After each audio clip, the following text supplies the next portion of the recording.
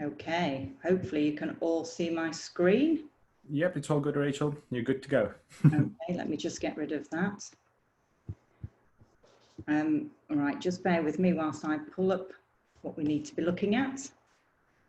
So first of all, I'd like to just start by thanking Digital Knowledge Enterprise for allowing me to do this. Oh, we started in the middle of the presentation. That's a good start, isn't it? Well, there we go. So yeah, thank you very much for inviting me to do this. I'm very privileged that you've done that, and I really hope that everybody gets really good value from these 5 practical tips. They are tools that most social media managers use probably on a daily basis, and you know, I'm happy to share those with you. So let's crack on.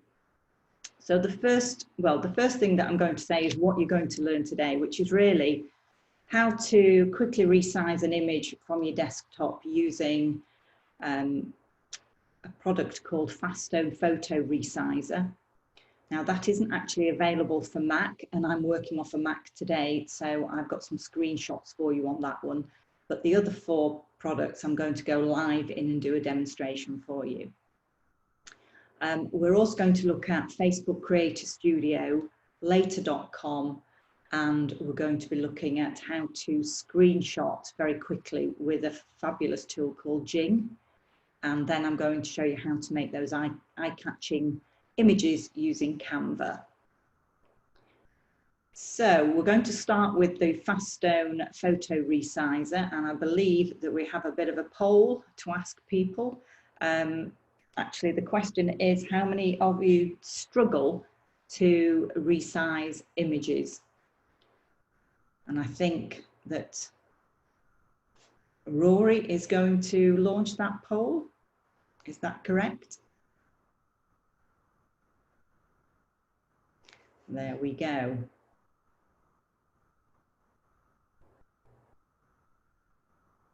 Oh, it's really interesting watching the numbers come in. So the answer to that would be, oh, it's still moving, it's still moving. So we've got an I do, a kind of, or a no.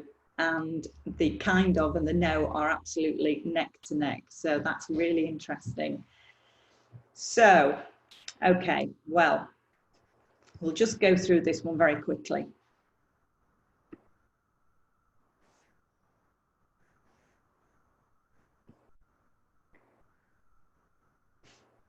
Okay, let's just see if I can get rid of that. Right, off we go. So, Faststone Photo Resizer.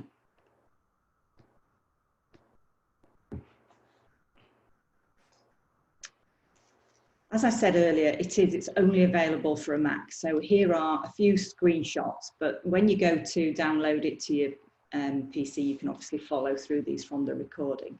So we have the download button. I put the link to it on the previous slide. So literally go to it, download it, install it, and just let it run. And then what it's going to do is it's going to mirror your computer. As you can see here, that's actually my desktop, the files on my desktop, and that's what it's going to do with yours. It's going to mirror it. And once it's set up, you can sort of toggle to where you want to be, whether you want to be on your desktop, in your documents, in your downloads, because obviously you're going to have to be able to go and find the image that you want. And you do that by changing that bar at the top by using that little button there. So obviously mine's showing the desktop, but if you click that, it will flick to the documents section or the download section, etc. So what you do then is have the option to show it as a list, as you can see mine is, or by clicking the other button, you can show it as images. It entirely depends on what your preference is really. I prefer the list on this one, but you might prefer the images. So then you navigate to the actual image that you want to change the size of.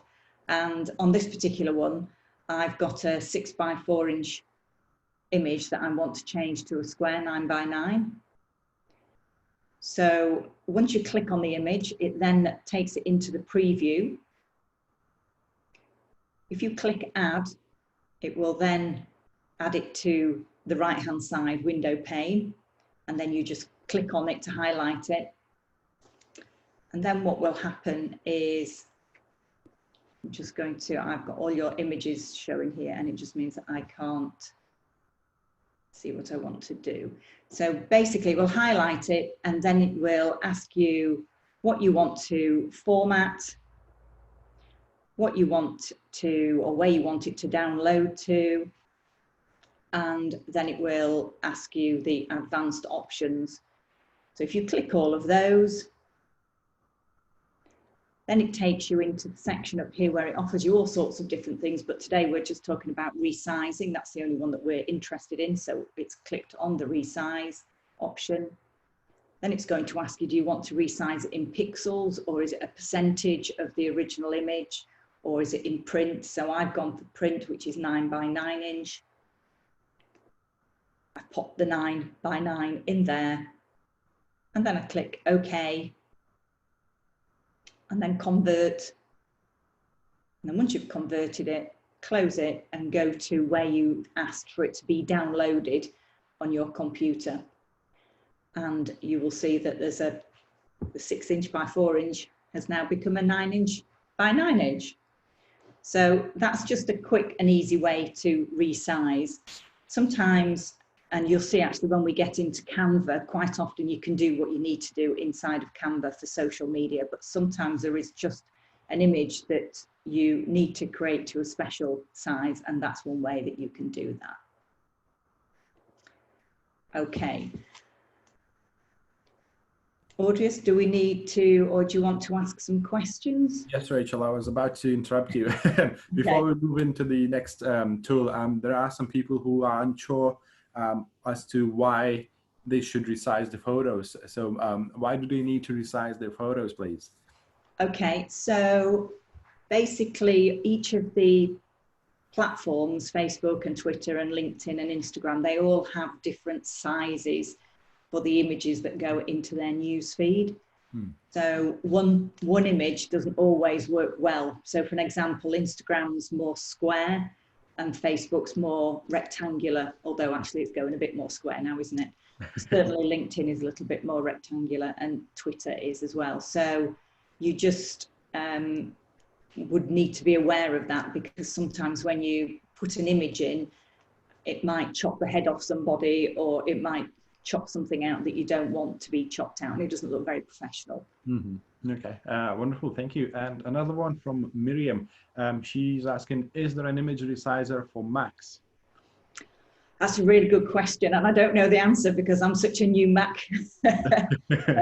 But we can find out, I'm sure.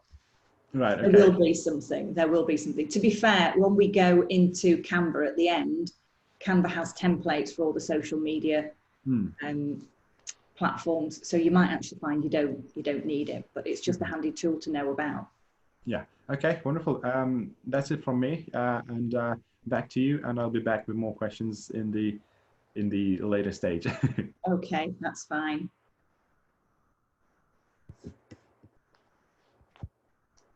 So now I'm going to go over to Facebook. Oh, I think we've got a poll actually, haven't we, for Creator Studio?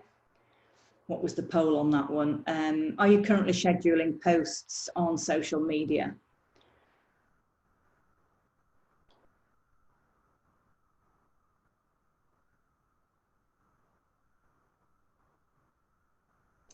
This is an interesting one as well. We've got quite a good split here. So we've got a 33% yes and a 67% no. Okay, so I wonder what everybody's using to schedule. That's another question, isn't it? So what I'm going to do is I'm going to just minimize that so that we can go into Facebook, into my Facebook account. I'll just move that over. Oops, didn't drop it. So let's just get rid of that. Okay. So what we're doing here is from inside of Facebook, can't get rid of the poll. So Facebook has its own way of scheduling. It used to be really, really simple, and they have recently introduced what's called the Creator Studio, which does way more than just scheduling. And to get to Creator Studio, you can go to the little arrowhead in the corner and navigate to your page. So, or you can go through there. Just see if we can get going to my page. And what you'll be looking for, and this will be different on everybody's own page, because there are so many different versions of Facebook platforms out there. So we're looking for publishing tools. Now mine is under there. Some of you might find them here, or if you've got the new page layout, it'll be in the left-hand menu bar that runs down here, but you're looking for publishing tools. So click onto that, and then scroll down the left-hand side to Tools, and then you'll see Creator Studio there. Once you're inside Creator Studio, you've got all sorts of different options running down the left-hand side, and across the bar here, you'll see that you've got Facebook, and you've also got the option to schedule to Instagram. We'll come to that in a moment. So the first thing we want to look at is we've got Create Post here. We've got the Home, which is this particular page. We've got the Content Library, Insights, Inbox, and all of these. I'll just go through them all. So the Home, as I say, is here, and you've got the option to create a post. You can create a post, you can add a story, you can upload a video, or multiple videos, go live, or you can post a video across multiple pages. So if you happen to have several different pages and you want to do a video that can go out to all of those pages, you can do that from within here. The Content Library is actually where you can see what is scheduled, what you've got as a draft, what you've published, and you've also got these filters down here that you can use, so you can find content through them. So if you were just looking for videos, you could click there and it'll bring up all the posts that have videos in them. If you're looking for posts that have just been published, it'll bring up the published ones, it'll bring up the shared ones. So there's all sorts of things that you can do here. Or if you know the date and time, you can look for it that way as well. So what you'll probably find is that you'll end up using the Home, the Content Library, and the Insights, and possibly the Inbox the most. So these are just the same as we've just said there, but for stories and different things. If I go into the Insights, that's really just the analytics, and the Inbox is where you would find messages from people from the pages that you are running. When I said Insights and I said it's the analytics, that's basically the performance of the posts that you've been posting. So how many likes, how many comments, how many shares, that kind of thing. And the monetization is really more for to encourage people to upload their videos like they do on YouTube, and then to incentivize them to do that, because at the moment you can upload a video to YouTube and you will end up being paid for it because of adverts that go on it. At the moment, or before they introduced this, there was no way of doing that on Facebook, and that's really what that's about. The rights manager is more about protecting and monitoring content. So you would have to just investigate these if you're interested, but I'm going to be talking mainly about these up here. Creative tools is one that you might want to look at, because inside of the creative tools, there are a collection of audio that you can use. You can download for free, and then you could upload them with a video. So that would be one that you would probably like to investigate a little bit more. Or if you're into gaming, there's a live dash for gaming. And then pages really just tells you all the different roles that you might have on different pages. But if you're all individuals, working on pages, then you'll know what your roles are anyway. So if we just go back over to here and have a look at creating a post. So we do this, you can either create your post here, or you can actually, when you're on the home, you can create it within there. But either way, it will bring up this white box where it's going to ask you to add your post. So if we put, just put this as a test post. Then you've got the option to add a video, share a photo, or share some multimedia. It's just posting as you would normally post. The options are all exactly the same as how you would normally do it. But to schedule it, you've got the option of either sharing now, which obviously isn't scheduling, or you can click this little downward arrow here and then click schedule, and then it will bring up this little box so you can choose the day and you can choose the time, and then you can click schedule. And once you've scheduled it, what's going to happen is it's going to appear in the content library under the scheduled section. Obviously, I've got nothing scheduled from here just at the moment, but that's where it would sit. So you can always get to specifically what you've got scheduled, or as a draft, because you might be creating them as a draft first, and then you can schedule them after you've created them as a draft. So that's a really simple way to be able to upload content ahead of time to help you really stay on top of your social media. And then you would go in on a daily basis and obviously check the engagement on the post and answer any questions and that kind of thing. As I say, don't forget you've got an inbox here where you can do some of that as well. So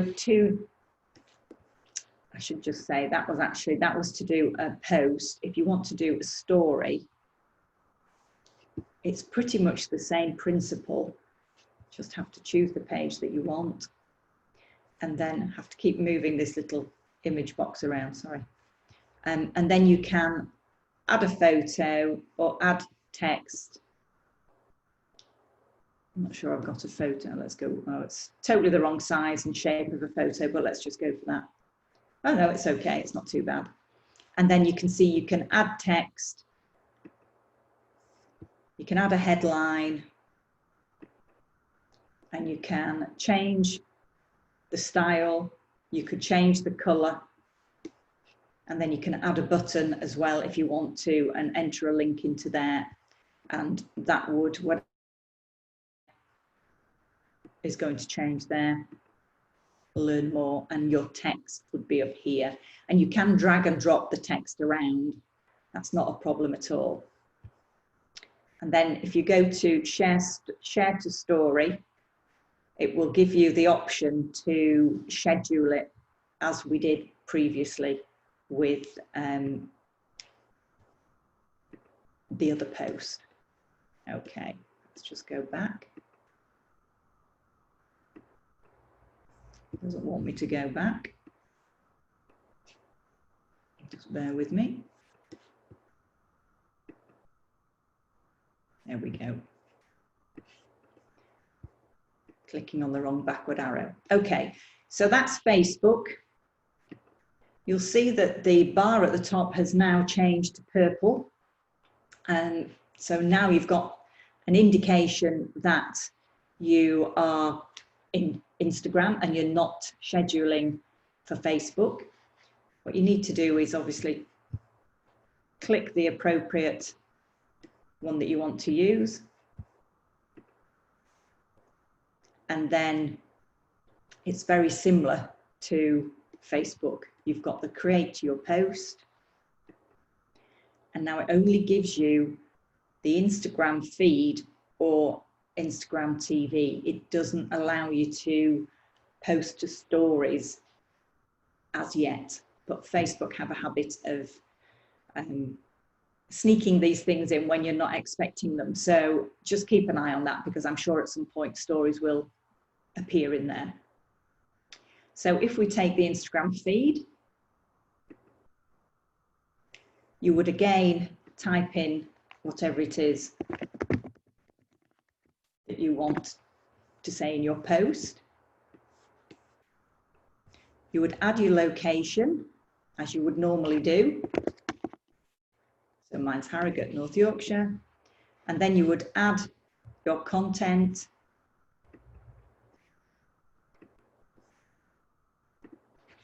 Oops. So the little button that we want. Let's use the same image.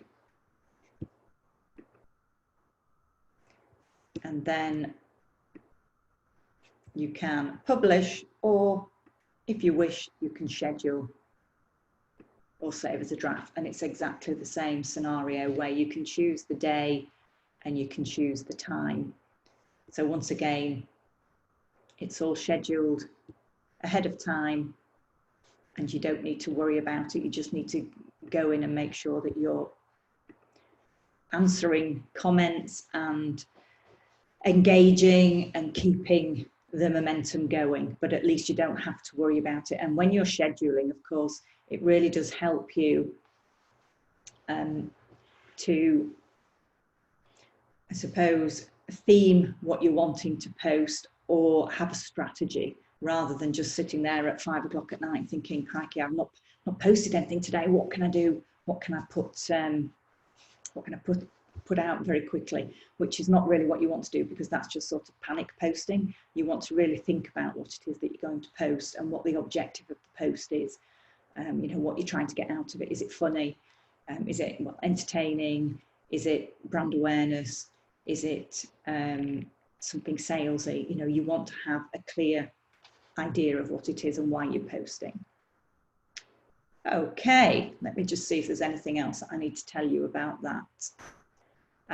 There was actually also the option to, which is hidden under there, to post to Instagram TV if you want to do that as well. And it will, again, it'll just walk you through those different sections with the cover image and the actual file and the titles and things.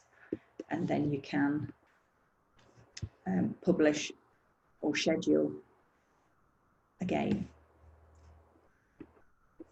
Okay.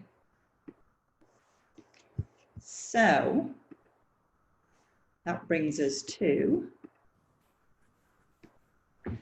our next product, which is Later. Hi, Rachel. Before we go on this one, do you mind answering some questions from That's fine. That's fine. I'll do my best.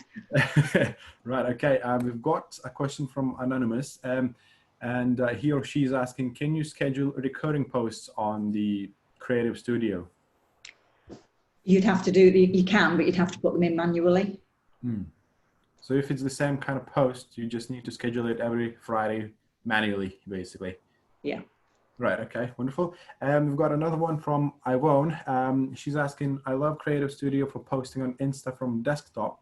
Been using a few days only, so I haven't worked out if you can share that post to Facebook, or if I have to change screen and do the same post on Facebook on the side. So can you? I think you'll have to do that. I have to say I haven't actually tried that myself, but I haven't noticed anything that pops up obviously to say if you want to share it to Facebook. I haven't noticed it. It might be hidden away, but I haven't noticed it.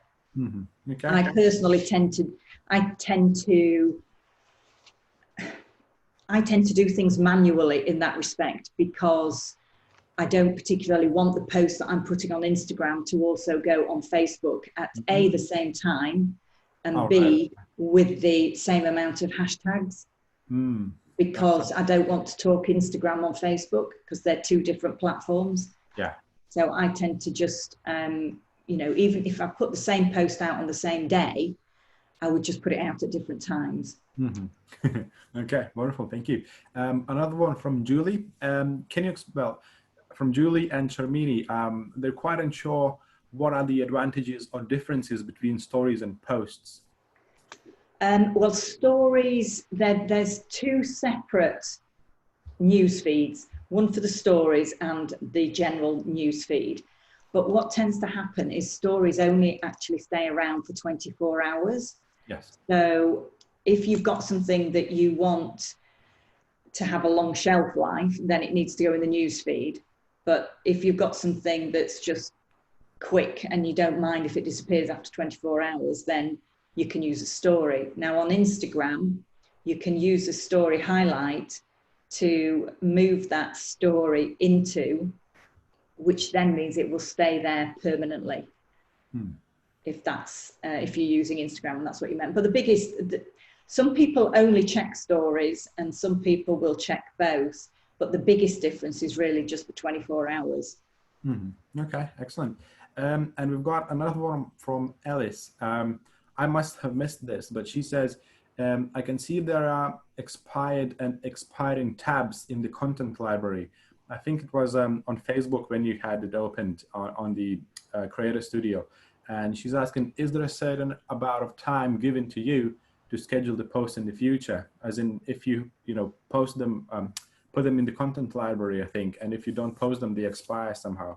You've got 6 months. You can schedule 6 months ahead. Oh, right. Okay.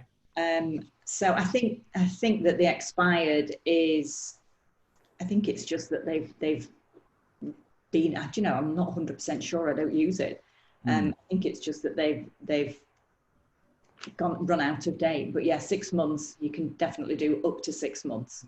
So yeah, I think just to confirm, tell us, it doesn't mean that they vanish from your social media channels. It is that maybe you've uploaded a picture to the library and you haven't posted it within 6 months, then they go to expired folder. But it doesn't mean that they will, remove your post from your social media. So if that was the question in this kind of line, then, don't worry about it. But yeah, okay. That's it, Rachel, at the moment. We are good to continue. Okay, so we're going to move on to later, and I think we have another poll for you.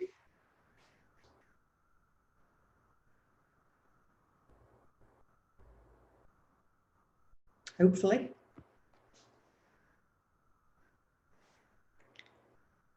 So yes, let's see. How many of you have heard of later? Oh, nearly everybody. Oh no, nearly everybody hasn't. I've misread that. Okay. Right.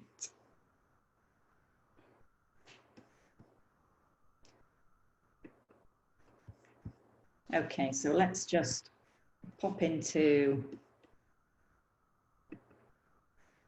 later.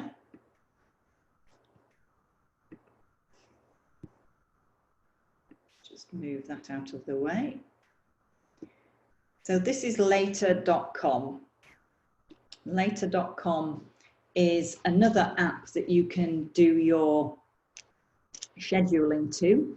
You can see here, you can do it to Instagram, Pinterest, Facebook, and Twitter.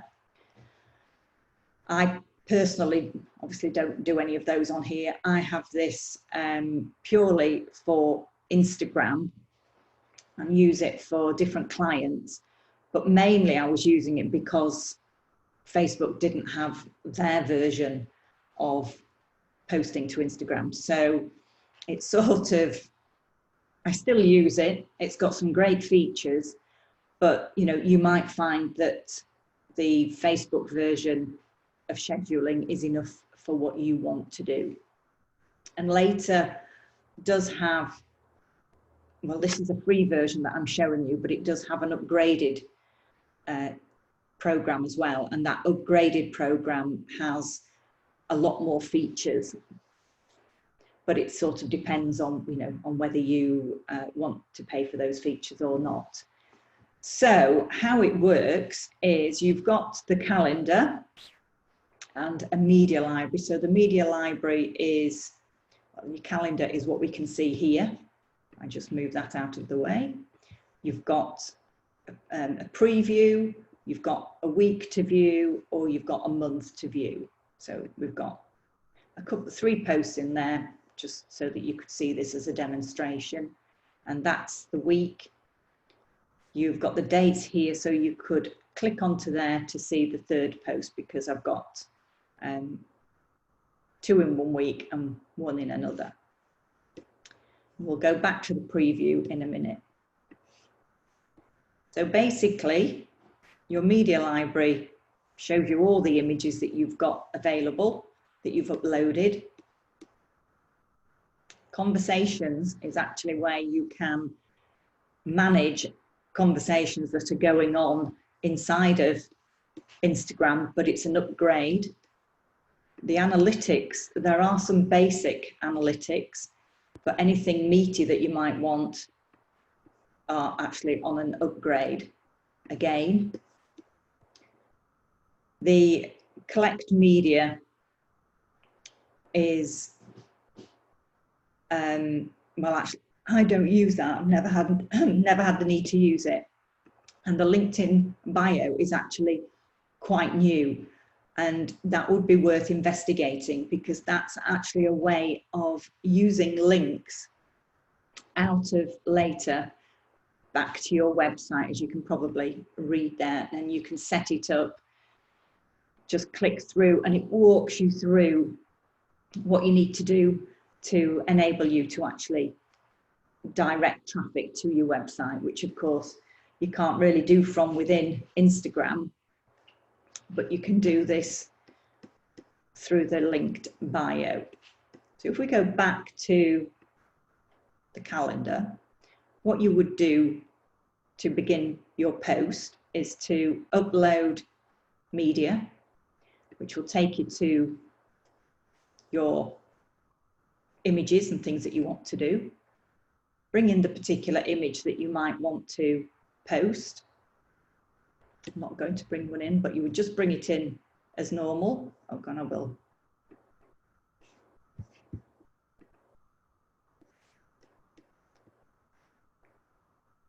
It's the same image as that one, I think. It's the little American one again. Just have to wait for it to load.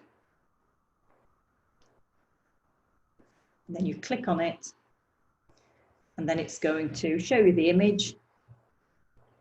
And then you can write some notes if you wish, or you can label it. So you could put, I could label that,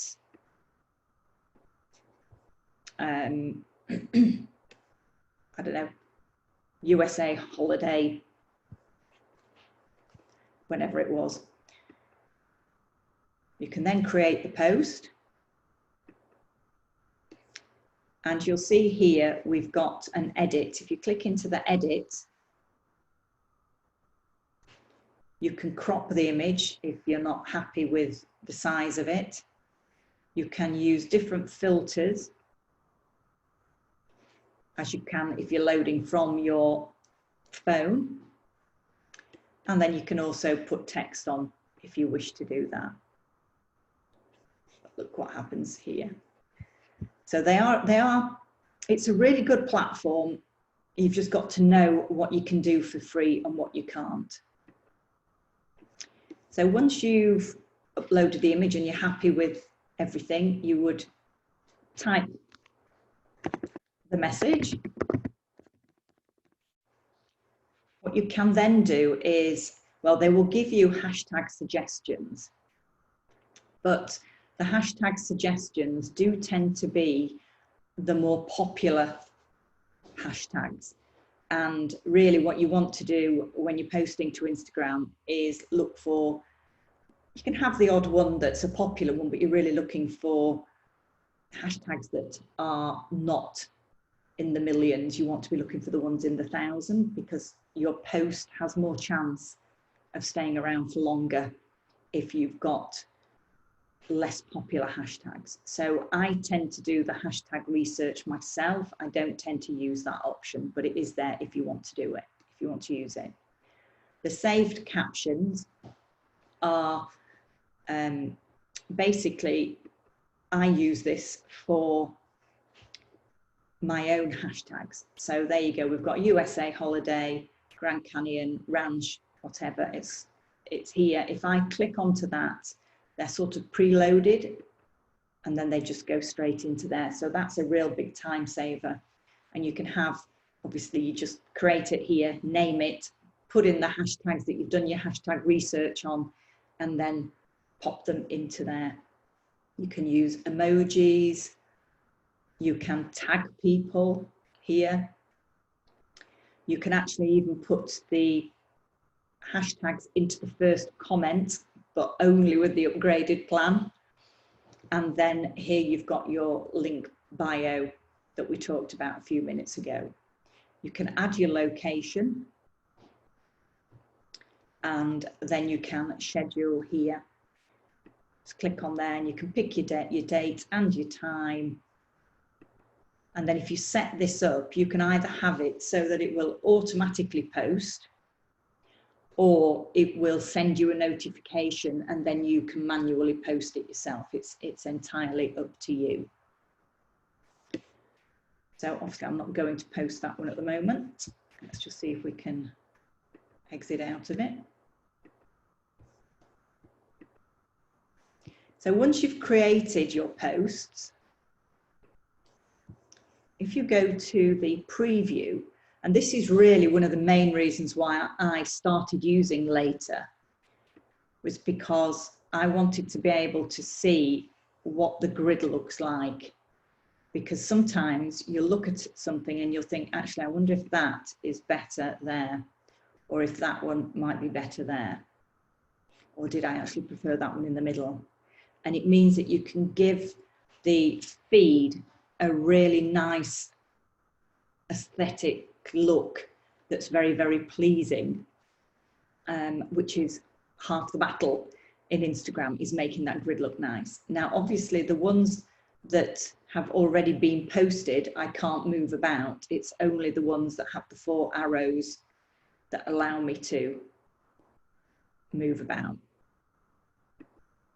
These are only on here anyway as an example, so it doesn't matter which way around they go. The only thing I would say is, just remember, if you move them about, just remember what the comments were that you said on them. So for an example, these 3 are holiday shots.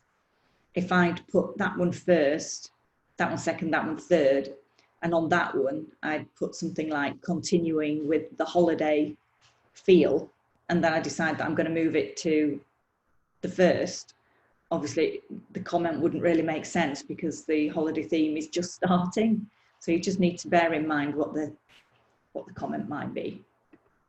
Okay, so that's really probably the basics of how Later works. It's very easy to use, it's very quick.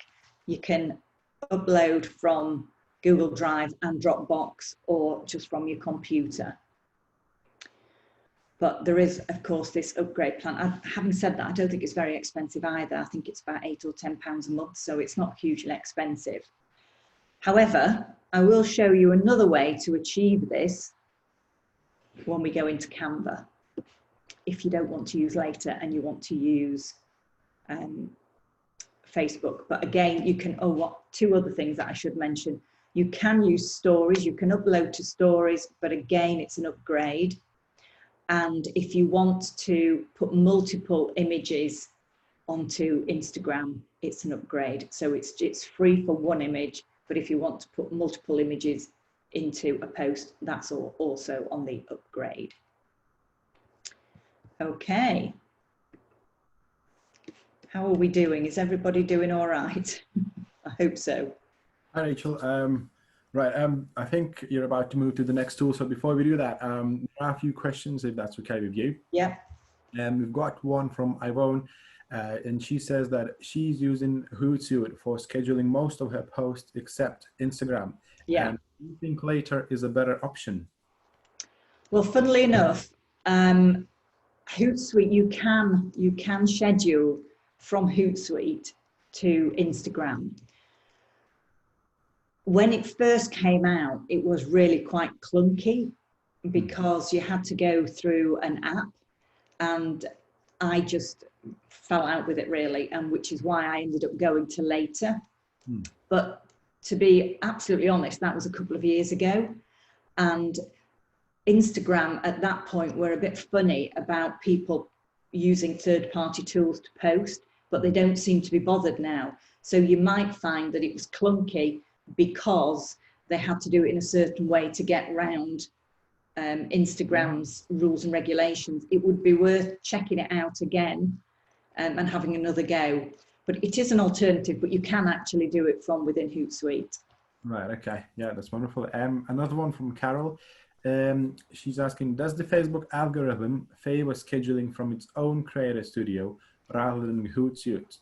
It used to. There used to be quite a big thing about it. I don't think it is as relevant now, but I have to say, you know, hands up, I would always schedule to Facebook from within Facebook. I don't use Hootsuite to schedule to Facebook. Okay, no, wonderful, thank you. That's it from me, and we can continue. Okay, so I think we have a little poll for Jing as well, don't we?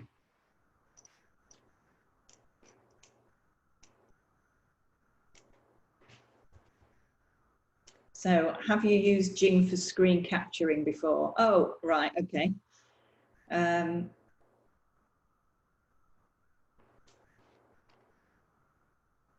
Okay, so that would appear to be a big fat no. Brilliant. Let's just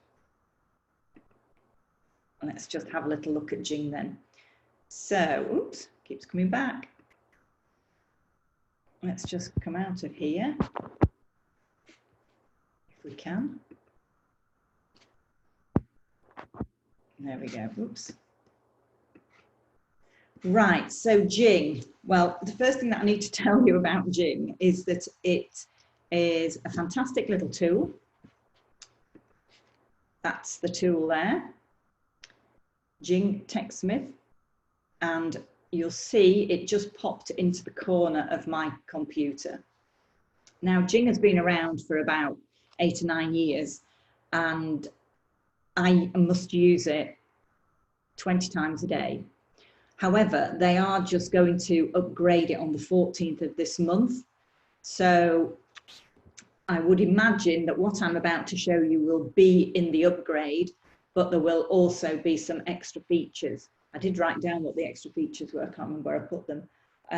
I believe that it's going to, the video is now going to be MP4 video format, which is good. You're going to have more of a webinar recording and longer video. So you could only do a video for 5 minutes on Jing, a free video, but now you can, well, after the 14th of July, you're going to be able to do that for longer. And then it's got some kind of recording, auto recording from your computer as well. So there's some extra features that are coming out. But I would suspect that what I'm about to show you will continue to be in there. So you want to go to the link that I've put on the page, which you'll see when we go back to it, which is, I think it was, the company's called techsmith.com, and the actual product is called Jing, and it just sits there on your computer. And really what you do is you don't need any of these. You just need this little plus, the little plus sign. And if you click it, can you see the grid lines have appeared? And then if we click and drag and drop, you can see that that has now screen captured a section of my computer screen. If you let go, you can then capture the image. You can capture a video, which obviously wouldn't work with just an image. You can undo it, or you can cancel it. So I'm going to just click capture the image, and then it's going to ask me, where do I want to save that image on my computer? Or what do I want to call it before I save it? So I just call it a test. But before I press enter to save it, you can actually also do things like the little arrow. So you can put a little arrow on it and you can change the color. Hopefully that'll change it to red. Obviously not going to do that on this, but let's just try. Oh, now we've got a red arrow, so there we go. It normally just changes the color. So screenshots, oops, the screenshots that I did for the Faststone resizer were all done with Jing. You can add text. You can just type text inside of there as well. You can highlight sections that you want to show to people, and you can, oh, that's not a very good one in black, is it? Let's see if we can get that into a different color. There you go. You can see you can highlight with that one as well. So there's all sorts of little handy little things that you can do within Jing. But the main thing really is that you can screenshot very, very easily, very, very quickly, because it just sits there. So for an example, if you were watching this webinar and it wasn't being recorded and I brought up a screen that was of extreme interest to you, then, you know, you can just very, very quickly take a quick screenshot, name it, and then save it. And it just goes to your computer. Oops.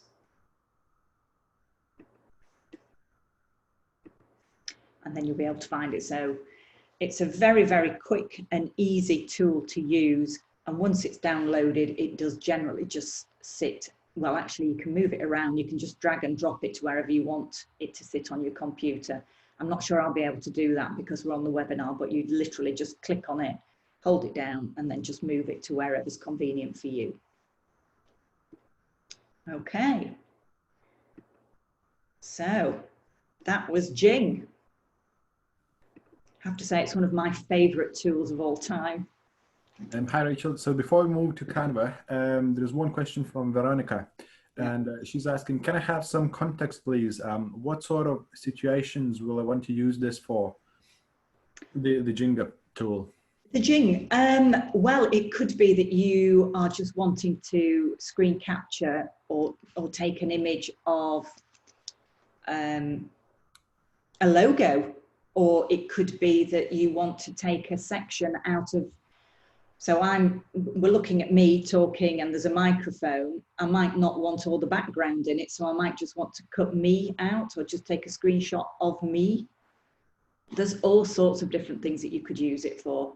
Some people might use the snippet tool. That does a similar job. And obviously on a Mac, I think when you screenshot, you tend to screenshot the whole screen, don't you? Whereas this is nice because you can just pick out little areas. If I go back, so for an example, if I wanted to just take a screenshot of this tiny little bit here, I've suddenly got the shot of what I'm after. Did that answer okay? Yeah, hopefully. You know, yeah, hopefully it did. Thank you. Yeah, Veronica just confirmed that it did. It did, okay. Good. And we've got a question from Miriam. She says, Jing is now TextMit Capture or TextMit Snagit? Oh yeah, that's right. So TextSmith Jing is their free entry product, or the new one I think is called TextSmith Capture is what it's going to be called. Snagit is the one above that you pay for, and then the one above that is Camtasia, which again you pay for. But it's sort of the entry level product. Right. Okay. Yeah, that's good. We've got another one from Anonymous, and he or she says, I'm not really sure what this key is, CMD plus Shift plus 3 on a Mac will do the same. And what I think it is that, you know, he or she meant that you can capture the screen on Mac the same way that Jing can. Possibly. Being a new Mac user, I'm just learning myself. Right, okay. And I think we've got one more, just 1 second. Yeah, we've got a question from Alice. She says, you mentioned videos with Jing. Could I have some more information about that, please? Yeah, so if we just click onto here, basically, if I could take a video here, you can click the video. Now, it might not work because we're in the webinar scenario, but generally what would happen is, yeah, it doesn't think it is going to work. What would tend to happen there is that it would start recording. But would it record only on that frame that you selected? Yes, but when you, yes, just literally the bit that was me, but you right. can only record for 5 minutes. And if I'm absolutely honest, the quality isn't, as in the voiceover, if I was speaking, isn't brilliant, but it's actually really good if you're just learning and you're just getting used to seeing yourself on screen. Okay. When I first started out, I voiced over a lot of PowerPoints. Right. So I was doing like training courses, but it was recording the PowerPoint screen, but I was voicing over. And it was, yeah, it did a lot for your confidence to just get used to doing it. And as I said, because it was free, it sort of depends on the quality that you need. Now I have to use Camtasia, but that's a fully, you know, paid product. But I started with Jing and then sort of moved up to that when I realized that, yes, actually this was something that I would get benefit out of. Yeah. Okay. Wonderful. That answered that question. Yeah, hopefully. And okay, from Julie. I guess if I do screens, would it easy? So just 1 second. I guess if, like me, you have 2 screens, it would be easier to target what you want to capture. Right. Yeah, Julie. Yeah. It's a question that you're asking, but yeah, that's the answer is yes. And then we have a possible question from Tess. Are we able to have all the website links for the software programs that you're demonstrating at the end of the webinar too, please? They're all, if you look on the on here, I've put them all underneath each one. But Alice, what we can do, obviously this webinar is being recorded and you will be sent a recording after the session.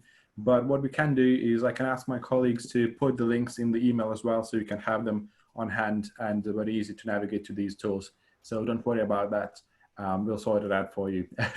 And now, Rachel, we're good to go to Canva, and I'll let you. Did you want to have a little 5-minute break? Did you? Oh yes, yes. Sorry, guys. Yeah, I forgot to mention this. Guys, if it's okay with all of you, we will take a short 5-minute break, and we'll come back at well, let's say 11, if that works with you, Rachel. Yeah, that's fine. That's fine. 11, we'll resume. You know, grab yourself a cup of tea, get some fresh air, whatever, etc. And we'll be back with you at 11. So that's it from us for now, and see you soon. See you shortly.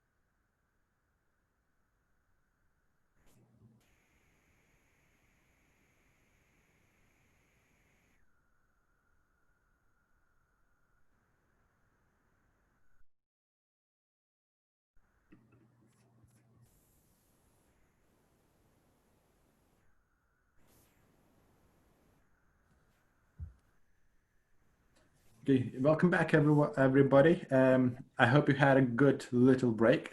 It's good to see that Rachel is already here. Sorry. That is fine. I was a little too late, to be honest. Right. If you're ready, Rachel, we are good to continue. Okay, so I think we've got a poll again, haven't we, for this? And I'll just share my screen. Yeah, you can do. And if Rory can bring up the poll, yep, excellent. Thank you. Okay, Rachel, I'm going to let you share your screen, and I'll mute myself and turn myself off. Okay, so off we go. So this poll for Canva, do you find it challenging to create eye-catching images for social media? Ooh, look at that. We've got an absolute 33% with a yes kind of and a no. How exciting is that? All right. Well, I don't know how many of you use Canva or who have even heard of Canva, but Canva does tend to be, let's get rid of that again. Canva does tend to be a social media manager's best friend, and it's very easy to use. It's got lots of different idiot-proof options, and I'm sure after if you've never heard of it, I'm sure after this you will be eager to go and try using it. So we'll just go into my Canva account, just bear with me whilst I get into it. So you want to go to canva.com and set yourself an account up. There is, again, as always, there's a free account and a pro account. What you'll be looking at inside of mine is the pro account, but I have to say I only upgraded maybe, well, actually it was at the beginning of lockdown, so March. So for the last 6 or 7 years, I've been using the free version. So there's certainly plenty of things that you can do for free. Basically, when you come into Canva, you will come into this particular page.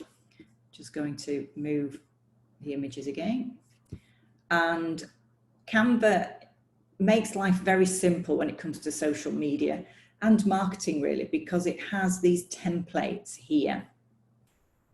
And this is the template size for a Facebook cover image. This is the template size for a Twitter post, for an Instagram post, for an Instagram story, for a Facebook post, for a Facebook ad. If you're wanting to do tickets or cards or a LinkedIn banner, posters, videos, logos, infographics, invitations, there's all sorts of things that you can find. In fact, if you click on templates, you can see everything that there is available to you. And so you don't have to worry about the correct size of image for Twitter being rectangular as opposed to being square on Instagram, because Canva takes care of that for you.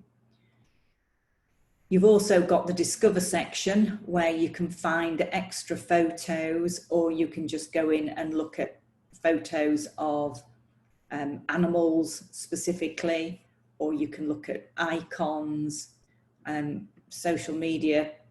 There's just sort of strange little things that you can use that you would have to pay a designer to do if you wanted to incorporate them into your images. If you can't use, or if you're not a graphic designer. And then I'm not sure if the Discover and the Learn are on the pro account or whether they are on the free account. But the Learn, if it is available on the free account, it's obviously got lots of different things that it'll show you how to use Canva. So that's really helpful. So I'm just going to give you a taste of it today. And the recommend for you is literally showing you the templates. If you go to the all your designs, That's where it shows you the designs that you've been creating for whatever you've been creating for. Your brand kit is, it actually shows you, if we just scroll down a little bit here, you can put some brand colors in so that the colors are always there. And all you need to do is, if you see here, you can add a new palette. So if you have the actual colors of your brand, like the numbers that show the specific color, then the reference, you just pop it into there, and then Canva will remember those for you when you are doing posts. So these two colors aren't actually my brand color, but they are Blah's and Green Carbon's brand colors that I have in there. Obviously that's if you have a team, and then you have folders. Now I think that folders are an upgrade. If it's not an upgrade, you might be able to have a couple of folders. There might be a limit on how many folders, and obviously there's trash there. So if we go to recommended for you, and then let's just have a little look. Oh, you can create a design up here, or you can do it the way that I'm going to show you. So if we were to click on, let's say, an Instagram post, it will take you to this section where you can see that the Instagram post is very square. If we go, just have to move everything that's hiding. Just bear with me. If we go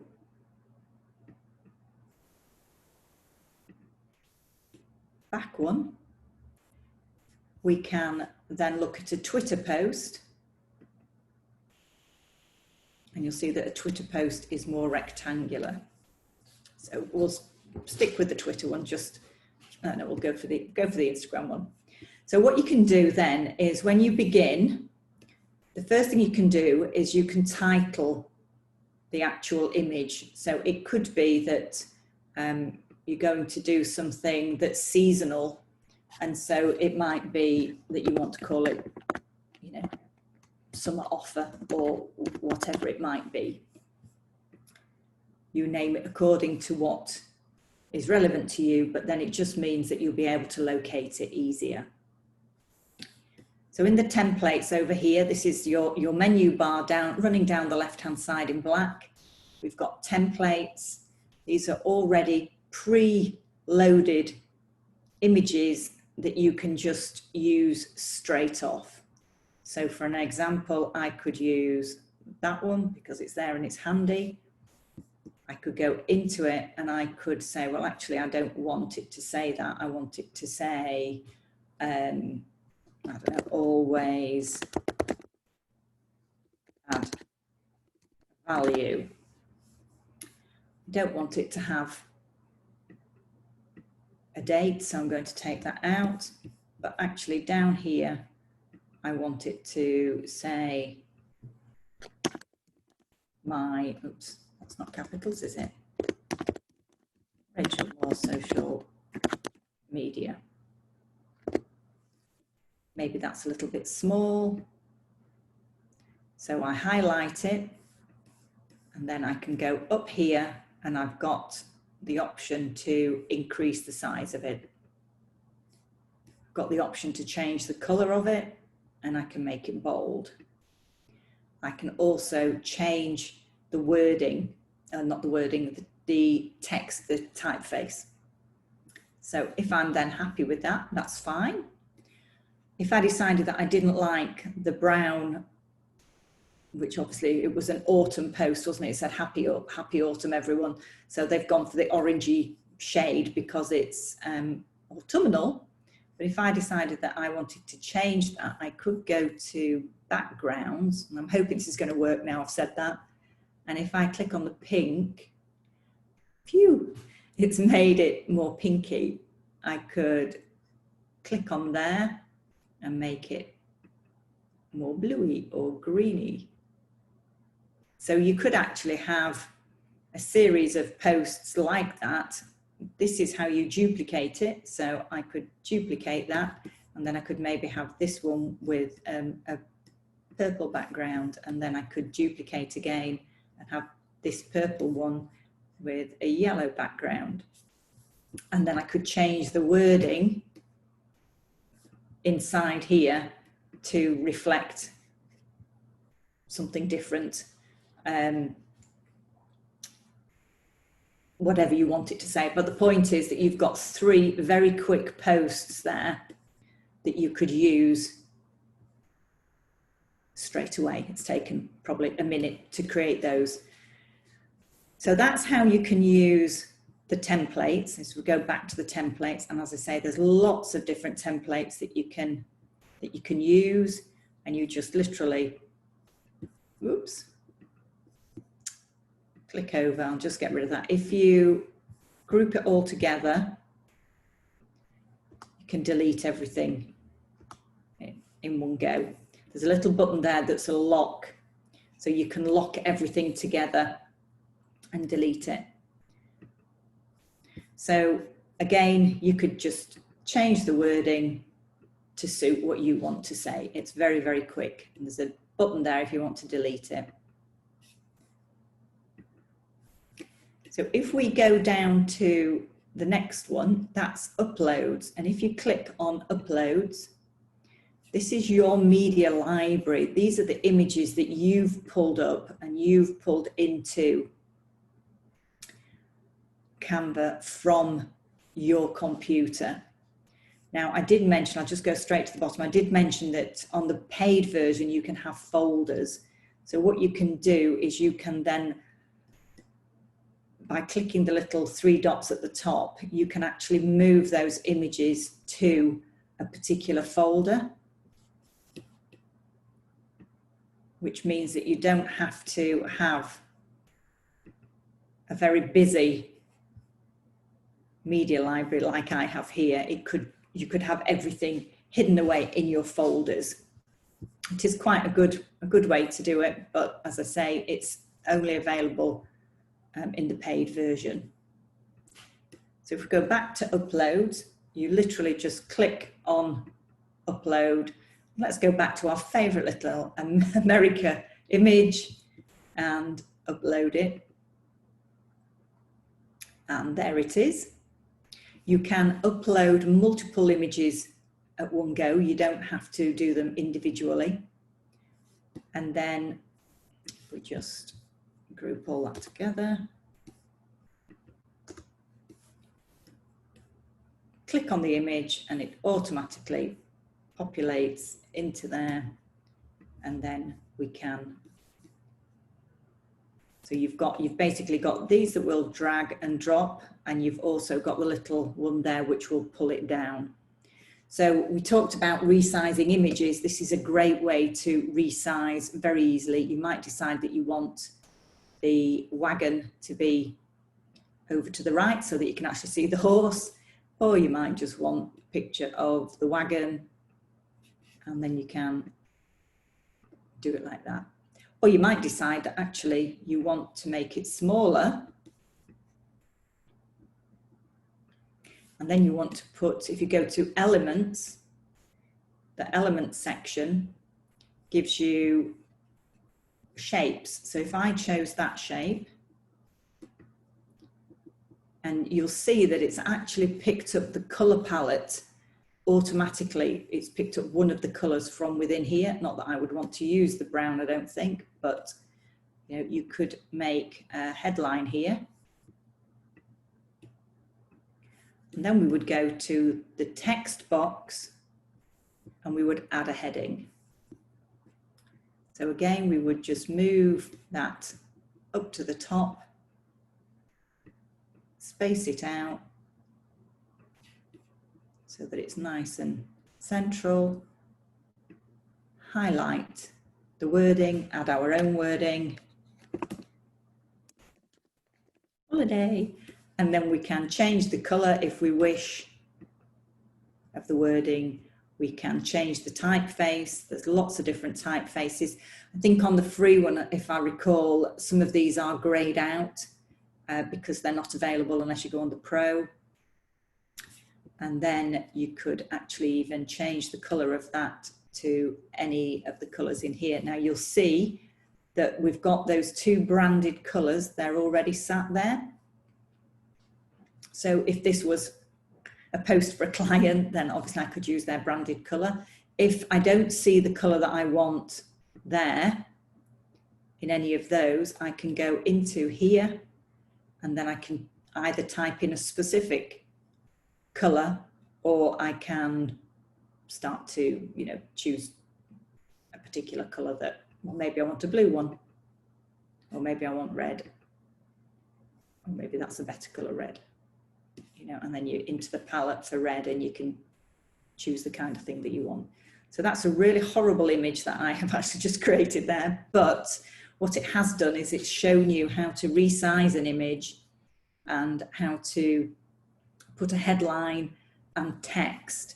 And you might decide that actually you don't want the banner. You just want to put the text onto the image, and you don't want it in green, you want it in yellow, oops, to match the wagon.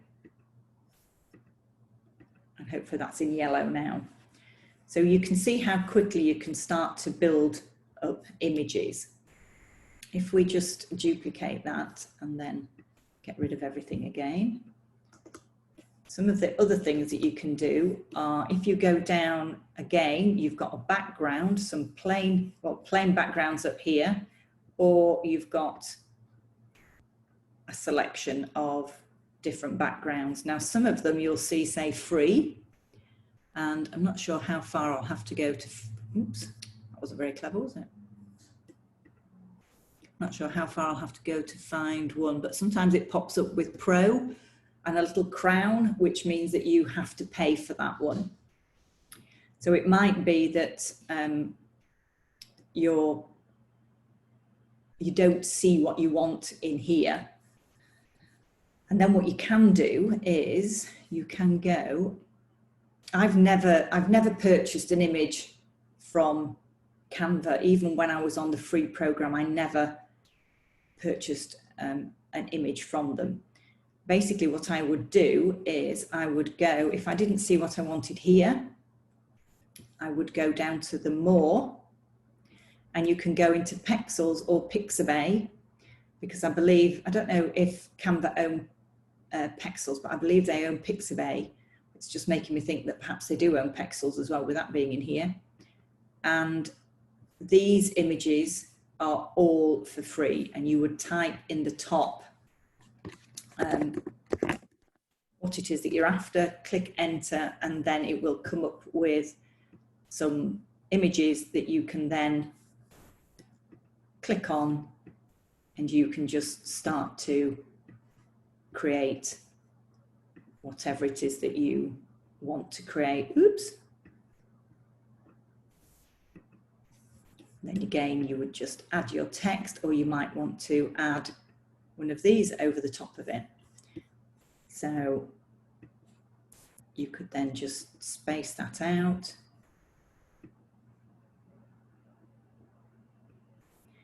And again, you can change the wording, each of the sections, and make it look however you want. So there's plenty of things that you can do.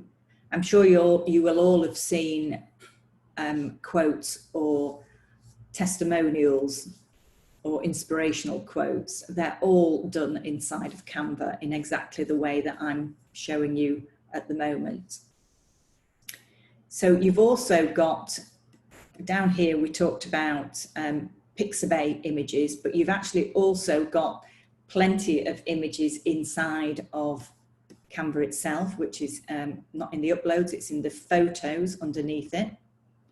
And this works in the same way, in that if you want to, let's get rid of those, search for something, and it will bring up images that you can just click onto and reshape accordingly. Now that one is perhaps not the ideal shape for Instagram. It would probably work better on Twitter. The other thing that you've also got here is you've got effects. Now, this is definitely a pro option where you can remove the backgrounds. So these may well be a pro option as well, but you definitely get the filter and the adjust and the crop and the flip on the free versions. So you can use filters if you wish. You can adjust the contrast and brightness and things if you wish, or you can crop accordingly as well. And flip it if it's the wrong way around, you can flip it. So you've got plenty of things that you can do inside of there. What you can also do over here is you can duplicate, and you can, that was the grouping one, if you remember, we did the lock to lock them together so that you can move them around or delete them. You can also add a link. So for the one that I did, was it the first one that I did here? So I could create that into a link, although the link does seem to have just disappeared now that I've done that. Let's try it again. Let's try it on here. Let's do it with a piece of text. So if I was going to, it's disappeared again, hasn't it? That's interesting.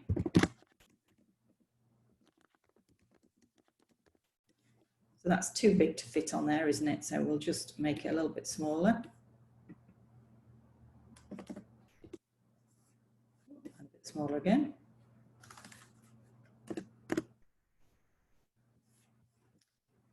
Don't know where the link's gone. Oh, look, I've spelt my name. Spelt it with 3 O's.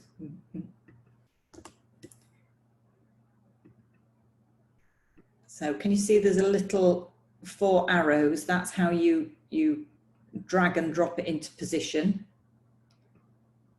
And then you've got that which helps you drag it out. And that one would actually, without having to increase the size of the text, you can do it with that. So it's made it a little bit bigger. But my hyperlink has disappeared. Don't know where that went to. Oh, there it is. So I can then click that, and then I can put in here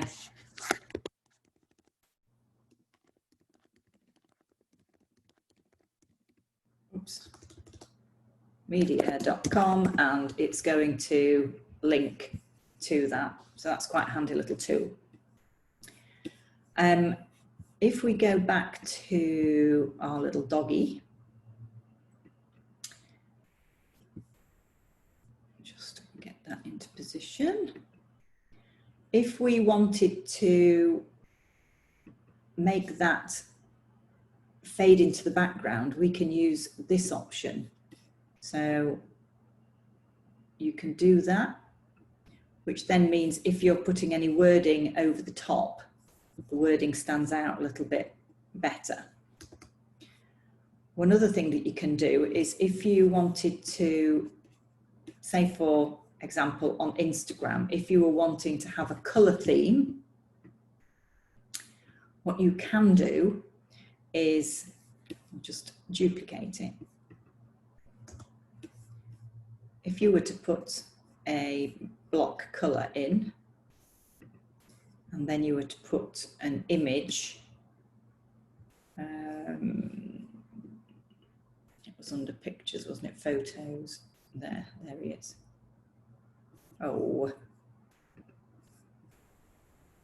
there, can you see? It's just propped up saying, oh, it's just cropped up saying pro. I didn't notice that earlier. So that would be something that you would have to pay for if you actually ended up using that. So let's just see how we're going here. I never noticed he was pro. Are these all pro? We'll take that one, that's a free one. So if we were to use this one with the pink in the background, and then we were to fade this one out, you will notice that the pink starts to show through. So if you were trying to do a grid Instagram that had different flowing colours, or they all blended together. So you might have 9 images with a pink background and 9 images with a purple and 9 images with a blue. This is quite a good way to be able to achieve that.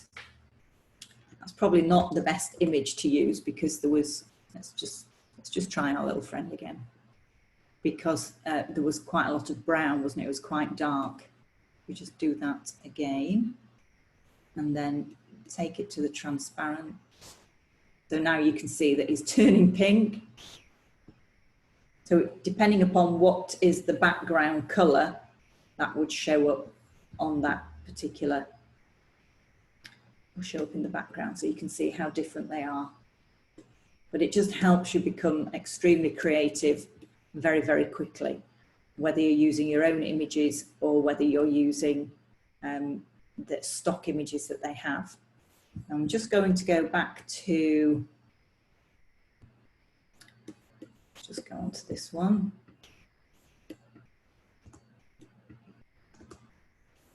Just going to go into Elements, because Elements is quite interesting. So Elements has all sorts of things in there that you can do, that you can use. Different shapes, stickers, charts, gradients, lines, coronavirus.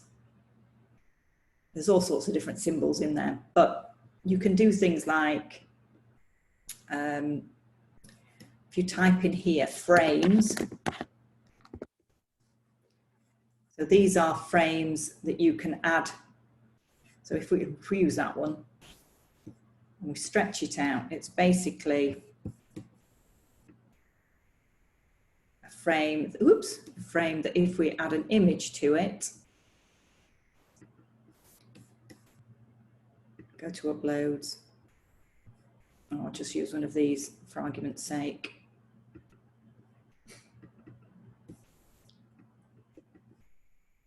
And then the image, oops, got 2 there. The image should just slot into there, and you can see how that has put it into a bit of a squiggle.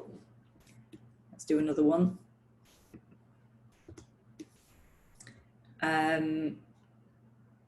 Just trying to think what they call it.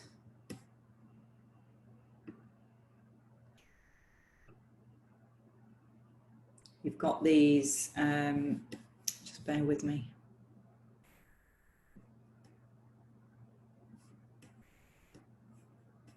Go back to the elements.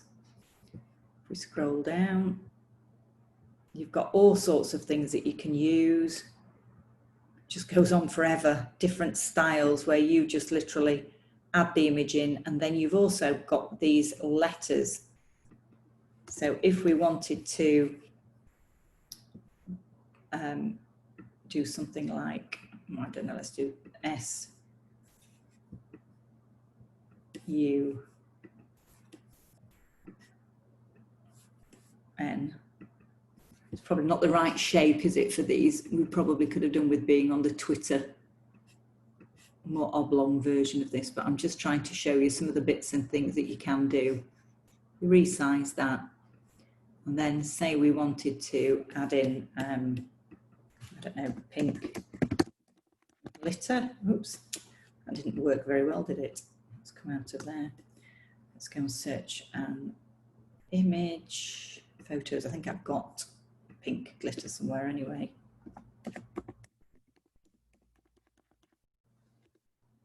There we go. And if we take that, hover it over, do it again. Oops. Do it again. You can see how you can suddenly make words look quite interesting without it actually taking too much time. We didn't look at videos. There are some videos in here as well that you can use. Some of them are for free. We did do the borders, but there are also some, I just have to see if I can find it. Maybe in more. If you scroll down here, there's all sorts of extra things available. We've got emojis that you can use and add in. And what I should then say to you is, once you've created the image and you're happy with the images, what you would do is you can actually share directly to social media, to some of the social media sites. But what I tend to do, my preference is to download them to my computer. So we've got 5 images here, 5 pages. If I click on there, you've got the option to download them as a PNG or a JPEG or a GIF. There's all sorts of things. You don't really need to do anything other than the PNG. And then if you click into there, if I was to just download it now, it would download all 5 of those images and it would download them into a folder. Then I would have to extract those out of that, which I can show you in a tick. But if we just wanted to pick one particular one, we just literally click done and download, and then it will download it to your computer into the download section. You can see it's at the bottom of the screen. And if we do it with all of them, it will again download, but it will download into a folder as opposed to just the single image.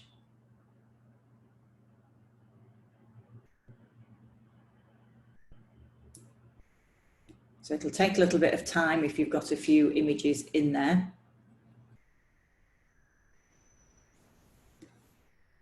But I think oh, one last thing. Yeah, we talked about a preview, didn't we? Or previewing an Instagram feed. So I'll just do that for you and just show you how that works. Sometimes if you aren't using Later, but you want to see how all your images would look, you can do that within here. So if you go to the Elements section, which I can't just find, there is the Elements, and then go to the grids. This will show you all sorts of different grid shapes that you can use in your social media. The one that we want is generally near the bottom.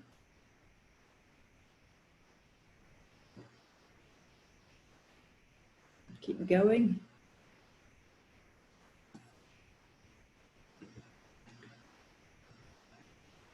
Crikey. It's a long way down, isn't it? Hopefully I didn't go past it. There it is. So we want the one that shows 9 images, because you try to work with 9 images on Instagram because you see the 9 grid. And then if you go back to your images, I go back to my uploads. Oops. Photos, can't get back up to the top. Come on.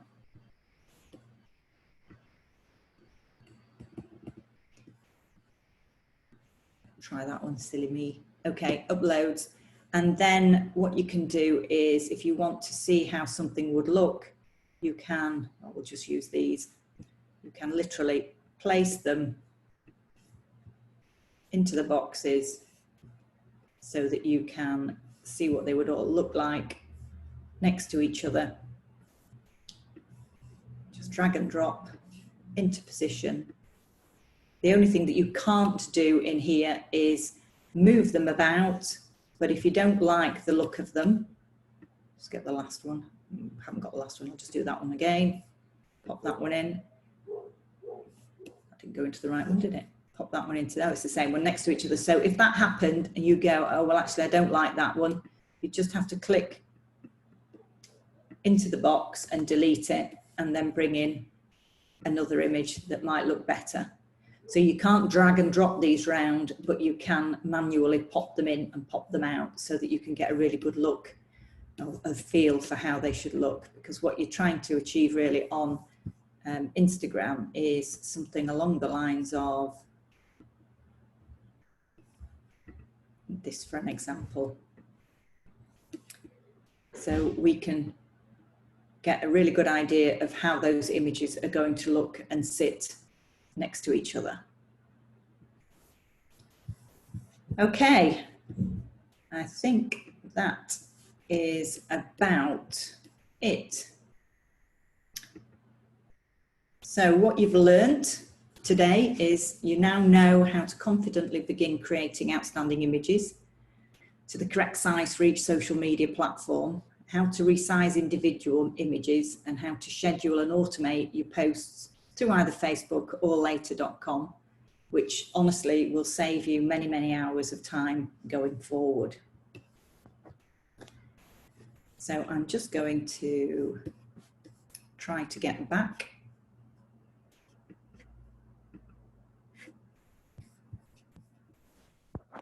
Exit.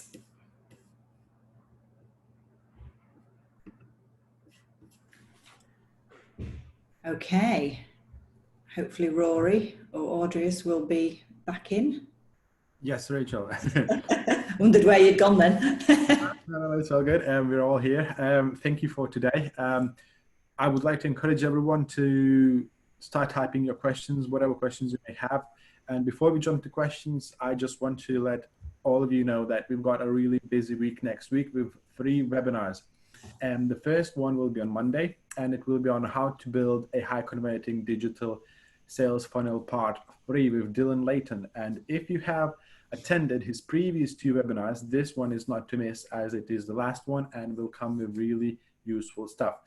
Then we'll have another one on Wednesday with Ian Farrer and how to produce your own podcast part 2. So if you have attended his part 1 webinar earlier this week, this one is for you to attend as well. And on Friday next week, we will have a webinar on CRM, the link between marketing and sales with George McKee.